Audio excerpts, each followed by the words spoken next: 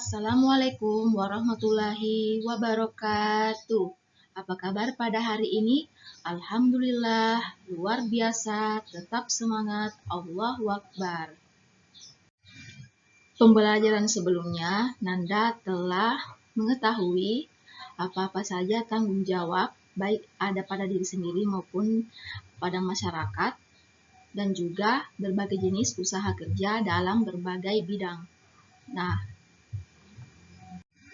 masyarakat yang mempunyai usaha dalam pekerjaan di berbagai bidang juga mempunyai usaha dalam kerajinan.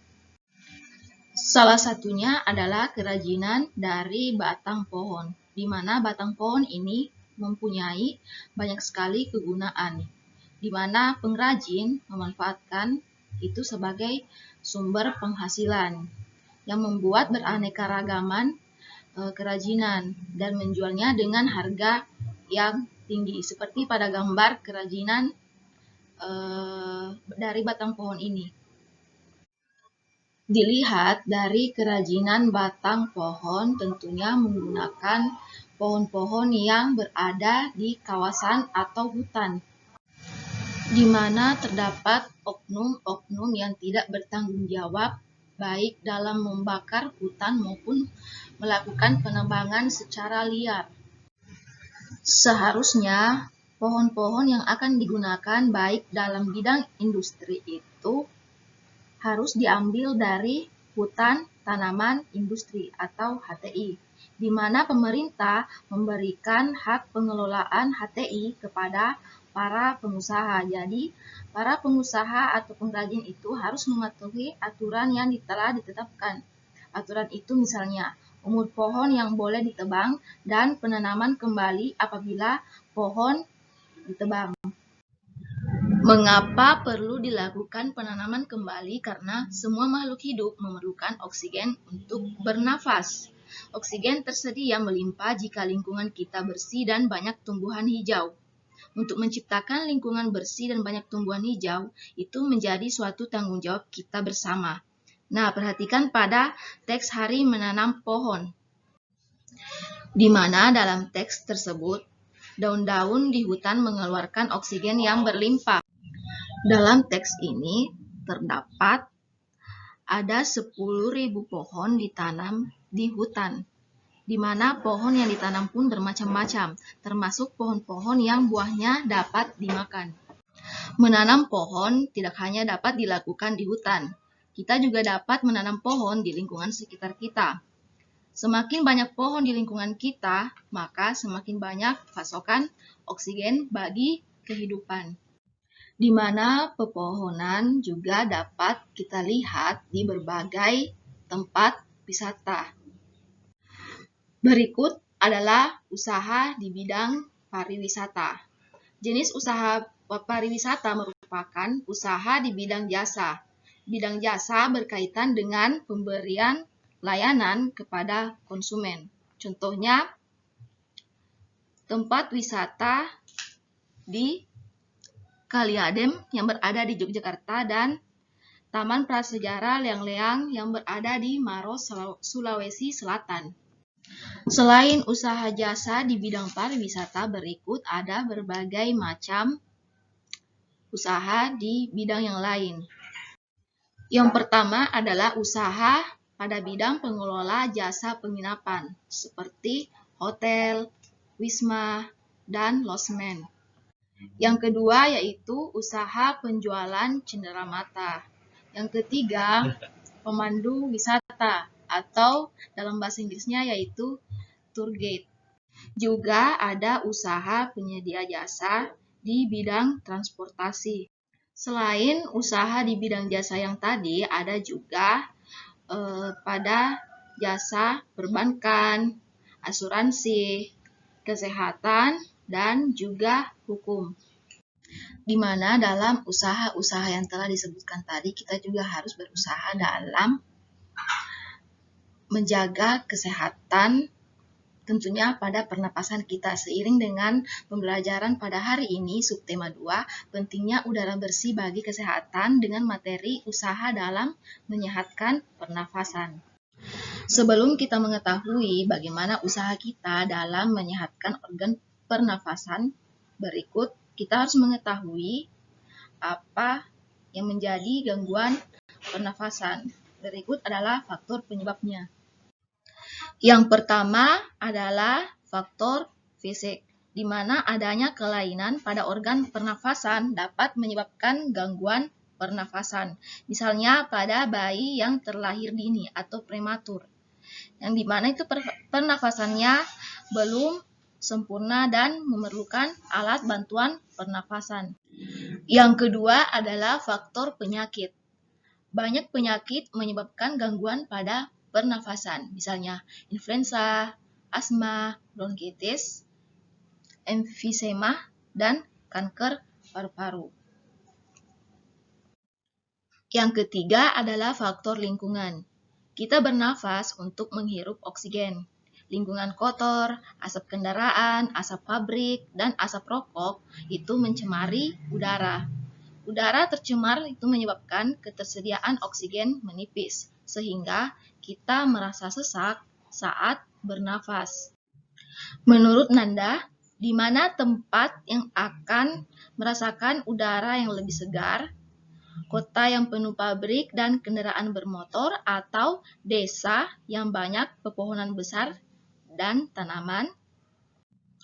Jadi perlu diketahui bahwa di desa yang banyak pepohonan besar dan tanaman itu lebih sejuk dan lebih segar karena di mana terdapat banyak pepohonan yang bisa menghasilkan oksigen. Kita menghirup oksigen agar terhindar dari beberapa penyakit pada pernafasan. Nah, berikut adalah penjelasan mengenai berbagai jenis penyakit pada pernafasan. Berikut ini adalah penyakit pada sistem pernafasan. Yang pertama yaitu emfisema, merupakan penyakit pada paru-paru. Paru-paru mengalami pembengkakan karena pembuluh darah pada paru-paru kemasukan udara. Yang kedua adalah asma. Penyakit asma merupakan kelainan penyumbatan saluran pernafasan yang disebabkan oleh debu, bulu, atau perubahan cuaca. Kelainan ini dapat diturunkan dan dapat kambuh jika suhu lingkungan cukup rendah atau keadaan dingin. Gejala awal dari penyakit asma ini berupa yang pertama yaitu batuk, terutama pada malam atau dini hari. Yang kedua tentunya sesak nafas. Yang ketiga, nafas berbunyi yang terdengar jika pasien mengembuskan nafasnya. Yang keempat, rasa berat di dada. Dan yang terakhir, dahak sulit keluar. Dalam perkembangannya, pasien yang berpenyakit asma dapat mengalami gejala yang berat. Gejala berat adalah keadaan gawat darurat yang mengancam jiwa. Meliputi yang pertama adalah serangan batuk hebat, yang kedua sesak nafas yang berat, yang ketiga nafas tersengal-sengal, yang keempat cyanosis atau kulit kebiruan yang dimulai dari sekitar mulut, yang kelima sulit tidur, dan yang terakhir kesadaran menurun. Penyakit selanjutnya yaitu kanker paru-paru. Penyakit ini merupakan salah satu penyakit paling berbahaya. Sel-sel kanker pada paru-paru terus tumbuh tidak terkendali. Penyakit ini lama-kelamaan dapat menyerang seluruh tubuh. Salah satu pemicu kanker paru-paru adalah kebiasaan merokok. Penyakit selanjutnya yaitu tuberkulosis atau TBC, merupakan penyakit paru-paru yang disebabkan oleh Mycobacterium tuberculosis. Bakteri tersebut menimbulkan bintil-bintil pada dinding alveolus. Jika penyakit ini menyerang dan dibiarkan semakin luas, dapat menyebabkan sel-sel pada paru-paru itu mati. Akibatnya, paru-paru akan menguncup atau mengecil. Hal tersebut menyebabkan para penderita TBC nafasnya sering terengah-engah. Selanjutnya adalah bronkitis, merupakan gangguan pada cabang batang tenggorokan akibat infeksi. Gejalanya adalah penderita mengalami demam dan menghasilkan lendir yang menyumbat batang tenggorokan. Akibatnya penderita mengalami sesak nafas. Dan penyakit yang terakhir yaitu influenza atau flu. merupakan penyakit yang disebabkan oleh virus influenza. Penyakit ini timbul dengan gejala bersin-bersin, demam, dan pilek. Untuk mencegah penyakit pada sistem pernafasan itu terjadi, berikut adalah cara menjaga alat atau organ pernafasan. Yang pertama yaitu rutin olahraga. Olahraga merupakan salah satu aktivitas yang mampu melatih kinerja sistem pernafasan manusia. Dengan rutin olahraga, kapasitas pernafasan paru-paru dapat bertambah, baik itu ketika udara masuk dan juga udara keluar. Selanjutnya, mengonsumsi makanan yang bergizi. Makanan yang 4 sehat dan 5 sempurna. Selanjutnya adalah minum banyak air putih, dan yang terakhir yaitu menjadikan rumah sebagai area yang asri dengan menanam tanaman atau tumbuhan hijau di sekitar rumah. Selain cara yang tadi yang telah Ustazah sebutkan, ada juga dengan cara yang pertama yaitu mengatur pernafasan diafragma. Kita dapat mendapati pernafasan diafragma ketika melakukan nyanyian atau bernyanyi, di mana dalam terjadinya atau terbentuknya sebuah musik atau nyanyian itu terdapat tangga nada terdiri atas dua, yaitu mayor dan minor. Yang pertama adalah tangga nada diatonis mayor. Tangga nada merupakan susunan berjenjang, misalnya do, re, mi, fa, sol, la, si, do. Dalam seni musik ada jenis tangga nada diatonis. Tangga nada diatonis terdiri atas 8 nada. Tangga nada diatonis dibagi lagi dalam 2 jenis, yaitu yang telah Ustazah sebutkan tadi, yaitu mayor dan minor. Ciri-ciri tangga nada diatonis mayor adalah yang pertama bersifat yang gembira, yang kedua bersemangat, yang ketiga diawali dan diakhiri nada do, namun tidak menutup kemungkinan diawali dengan nada 5 atau 3 dan diakhiri dengan nada 1. Yang kedua yaitu tangga nada diatonis minor, di mana tangga nada diatonis minor ini bermacam-macam. Salah satunya yaitu diatonis minor harmonis, di mana diatonis minor harmonis adalah tangga nada ketujuh yang dinaikkan setengah. Berikut adalah ciri-ciri tangga nada diatonis. Yang pertama, lagunya bersifat sedih. Yang kedua, lagu kurang bersemangat. Yang ketiga, melodi lagu biasanya diawali dan diakhiri nada 6, namun tidak menutup kemungkinan diawali nada 3 dan diakhiri nada 6.